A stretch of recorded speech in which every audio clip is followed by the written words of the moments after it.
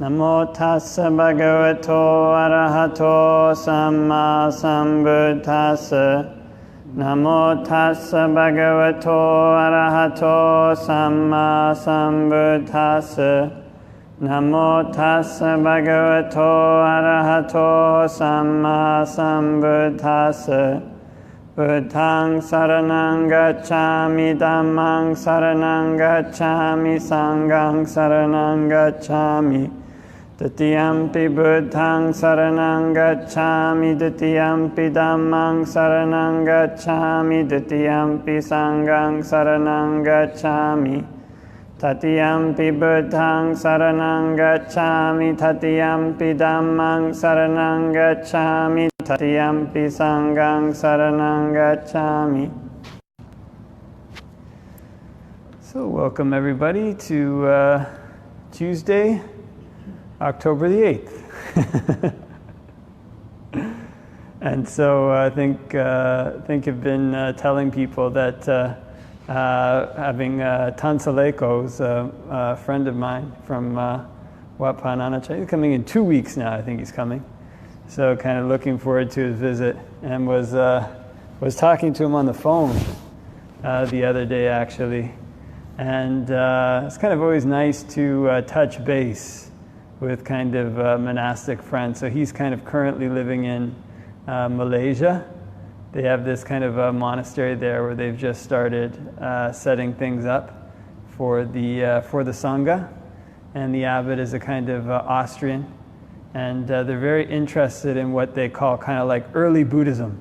Kind of it's got this kind of phrase. I think this kind of early Buddhism phrase kind of coined by maybe not coined, but coined by one monk who's a very well-known researcher.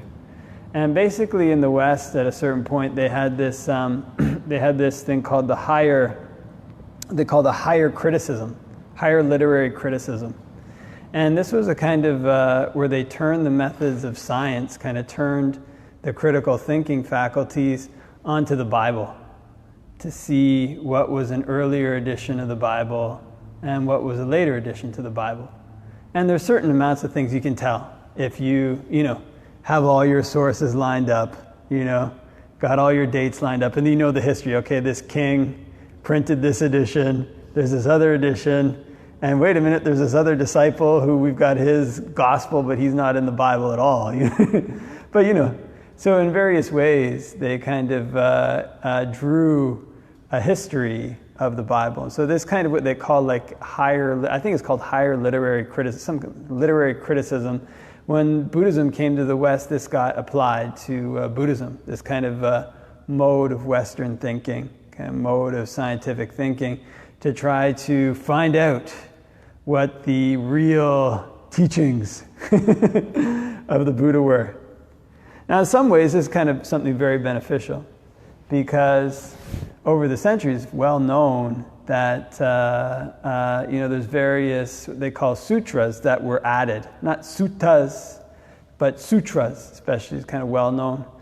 Started in a different Buddhist tradition. And some of the sutras in this other Buddhist tradition, you kind of read them and you're like, hey, this is not, I know this is not even the same kind of style of writing as the Pali Canon. Yeah. And then you have these kind of various attempts to ferret out what the meaning behind the words in the Pali Canon is, as opposed to their traditional meaning. So as the monastic rules came to the West, not as opposed to, there's this kind of need to reinterpret both the language and I guess you'd say like reinterpret the concepts that have came along with the commentaries on what the language means. What does it mean when it says all dukkha is ended?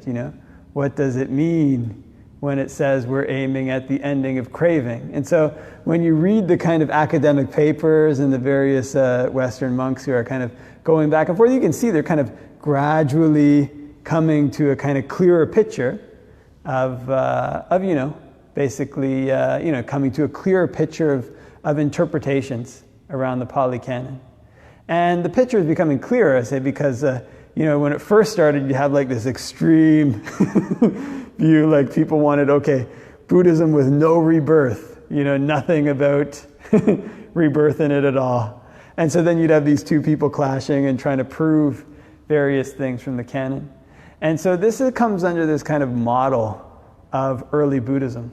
It's kind of model of kind of what they're trying to do, try to see what it is that the Buddha taught. What is it in the canon? What is it in our canon that's truly his teachings? What is it that it isn't his teachings? So the long and short of it is that, in my opinion, I mean, basically most of the Pali canon is, it's pretty, uniform in its descriptions, uniform in its aims. And so it really seems like it comes from one central person, and although the kind of language around it was standardized. So, but one of the interesting things that they came up with was that a lot of the various concepts that just kind of get handed down, that kind of we think are in the canon, some of them aren't even in there. They're not even in the canon. It's very interesting. So one of the ones is that there's this phrase called the Tilakkhana. Kind of Tilakkhana means the three marks, the mark of anicca, the mark of dukkha, and the mark of anatta. Probably people have heard this called the three marks of existence. In the canon, they're never referred to as the three marks. It's kind of amazing. Kind of no reference to them as the three marks. They're referred to as the three perceptions. And all these kind of various, the three sannyas, they call them sannyas, anicca sanya, dukkha sanya, anatta sanya. These kind of various things. In other words, there's various ways you can look at things. You can look at it as permanent or impermanent. And what it opens up is that the Buddha's use of language was really subtle. Kind of the way that he used language had traditions that accreted to it, especially in the commentaries that happened much later, that provide a particular framework, a particular way of looking at the Buddhist teachings that may not always 100% accord with what's right there in the Pali Canon. That's not to say everything is totally, okay, we'll just go design our own kind of Dharma. But the amazing thing about it is that it's all right there. Because interestingly enough, was talking with Nayaka Hamudro a while ago, and he was telling me the story of how the canon came to be written down. It's kind of eventually Buddhism had died out of many parts of India. It was, I think, just surviving in the south. And then in Sri Lanka, there was an invasion from South India, I think, and a king, Tamil king, took over part of the Sri Lanka and ousted the native Sri Lankan king who went into hiding in the forest.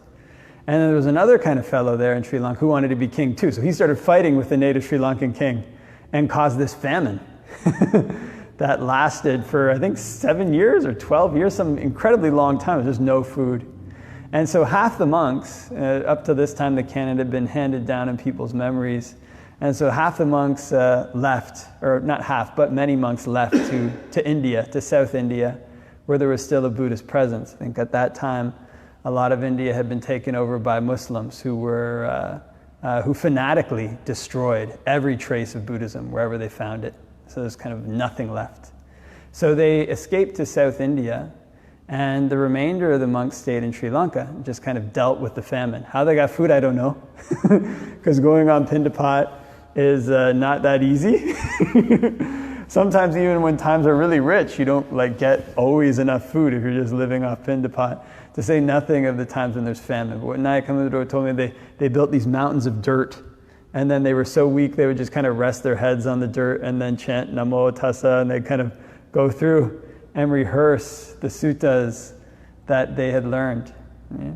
And so eventually, the native Sri Lankan king, his name was Vatagamani, Vatagamani Abhaya. So maybe I might not have that name. Is that right? Abhaya Vatagamani? Yeah, something. Yeah, it's one of those. And my apologies, my memory for 100% Sri Lankan names is the greatest.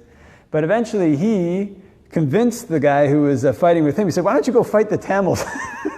Or the people who came and conquered. So he did, and Nayakamudro didn't tell me the rest of the story, but my guess is that eventually those two weakened each other, and then the native Sri Lankan king was able to come in and beat them both. So then Sri Lanka was restored to having a Sri Lankan king who was also a Buddhist. This is the history.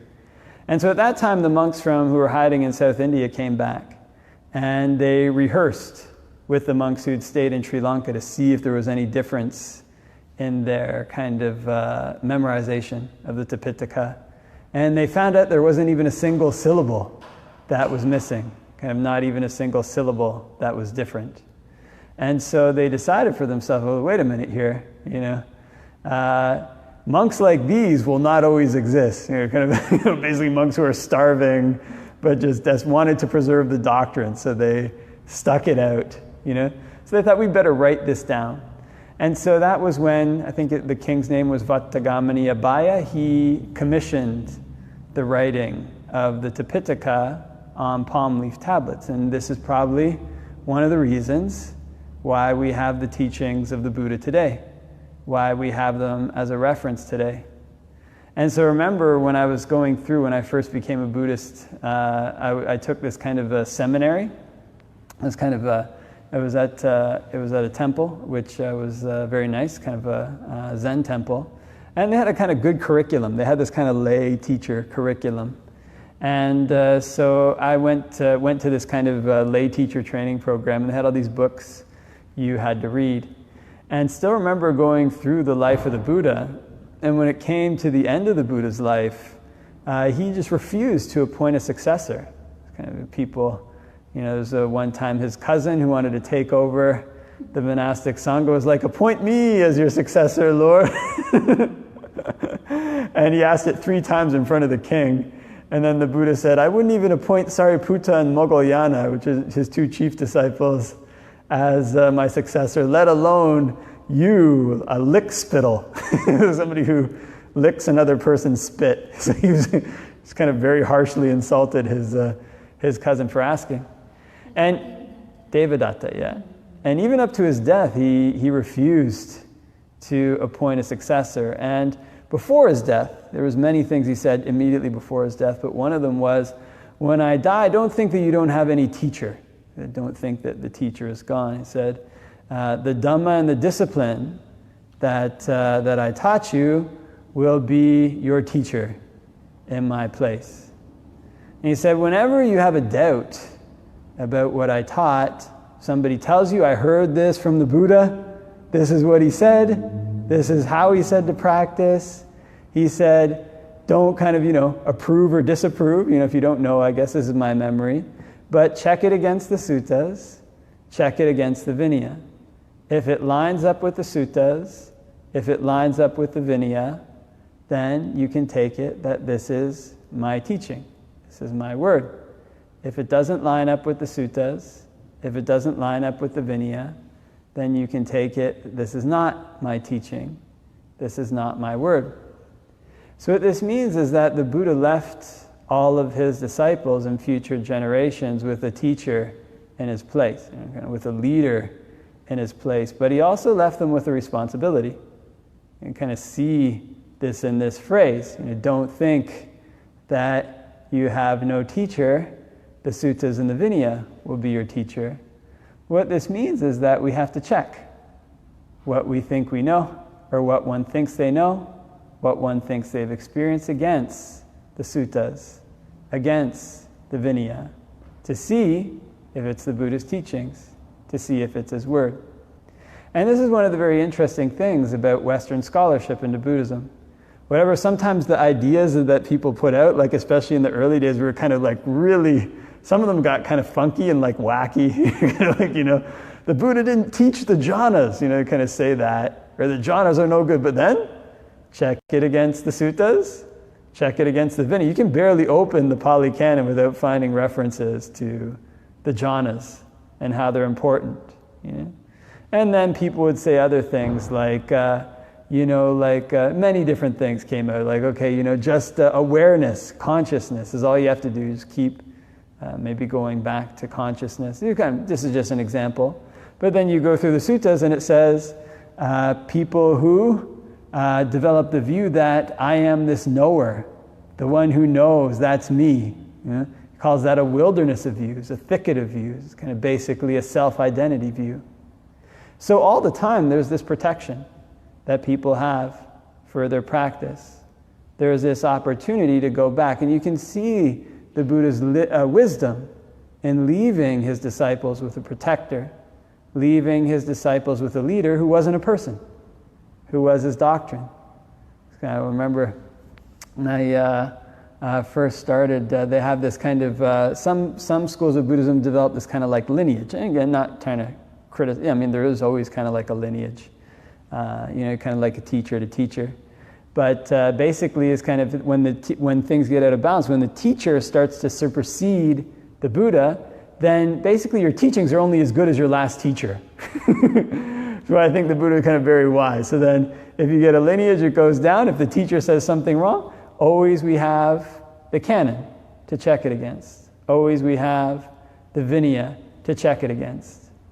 Interestingly enough, whenever Buddhism starts to lose one of these two elements, when it loses a practice that's in line with the suttas, when it loses its monastic discipline, whenever one of these two elements are missing, rumors of people who've actually gained the attainments that they describe in the canon start to disappear. And if the situation stays like that for a long time, people start believing it's impossible. This was actually what happened in just maybe not too long ago, maybe 100 years ago. Actually, right now is a very fortunate time. Maybe it was just like 150 years ago, many Buddhist countries, many Theravada countries, there was a common perception that the time for Nibbana had passed, and that it was better to either A, wait to be reborn under Maitreya Buddha, or that basically the Nibbana element was gone, so there was no way to get it back. But then, interestingly enough, at almost the same time, kind of very interesting and hard to describe, around the 25th, 100th year of the Buddha's parinibbana, in all three Theravada countries, there was a renaissance in the Vinaya. There was a renaissance in the practice of what they teach in the suttas. With this renaissance, when these two elements came together, there started to be credible rumors, again, of monks who'd attained the noble attainments. Credible rumors, again, of monks and, lay people who'd attained the jhanas. Credible rumors of people who'd reached the goal for which the Buddha taught, who'd achieved the aims for which he set forth. And these rumors, some of these people were so charismatic that it was kind of hard to deny.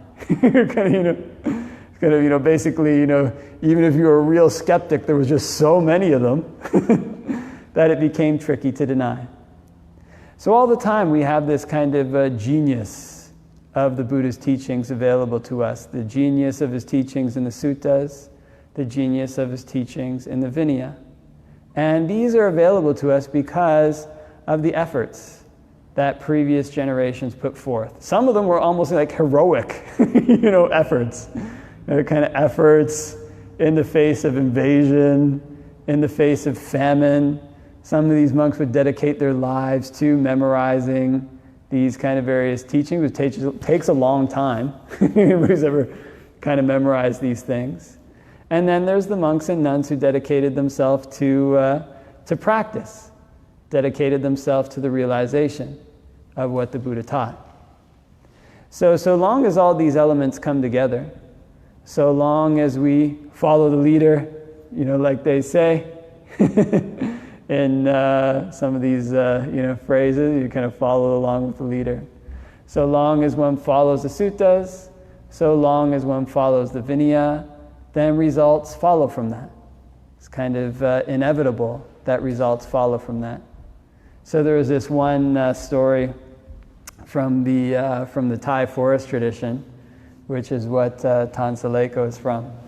And there was a monk who at the time that this revival was happening, and all these monks had gone back to the forest to practice meditation, and many of them started to be able to do the things that were in the canon, like started to be able to see devas and other various things.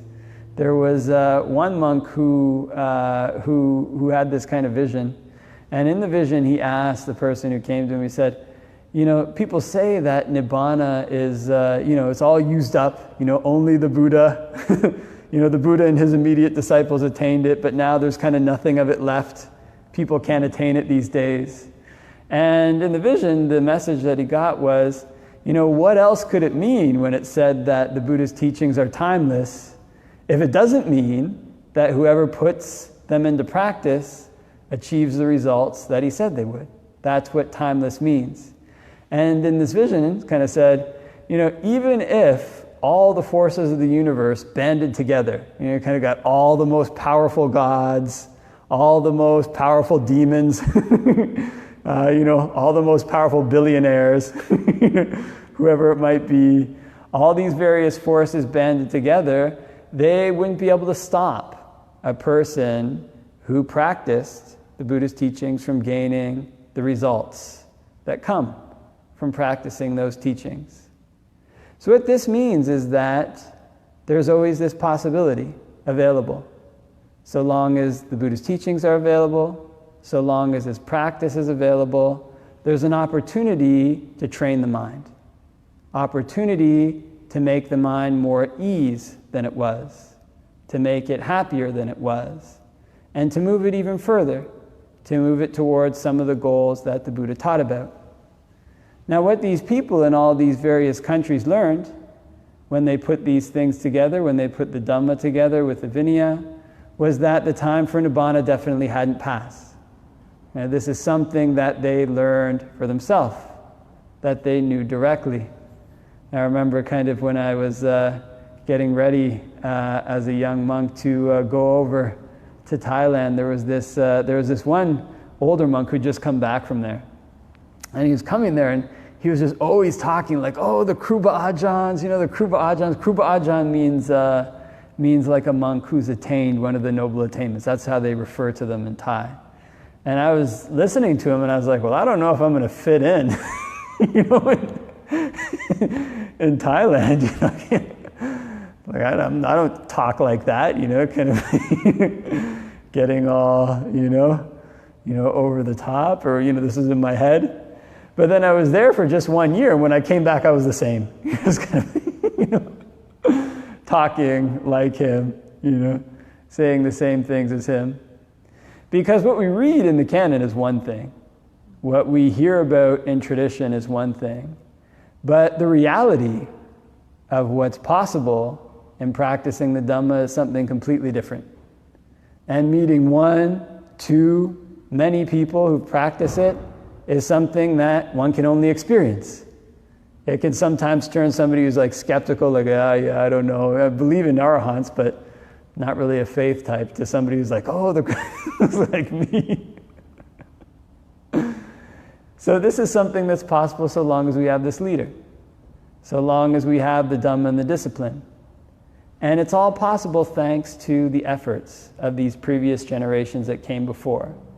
In a sense, there's this unbroken lineage stemming from the Buddha to his disciples that heard his teachings and memorized them and passed them down to the time in Sri Lanka where they were written down. There's this lineage that's carried them forward in books, so they're still here today. This is one type of lineage. There's another type of lineage of people who took those teachings and practiced them, took those teachings and tried to make them their own, took those teachings and tried to use them to train their mind. And the people who did this, the people who succeeded in this is what's called the noble lineage, the Arya lineage. From the time of the Buddha till now, there are still people who become part of this noble lineage.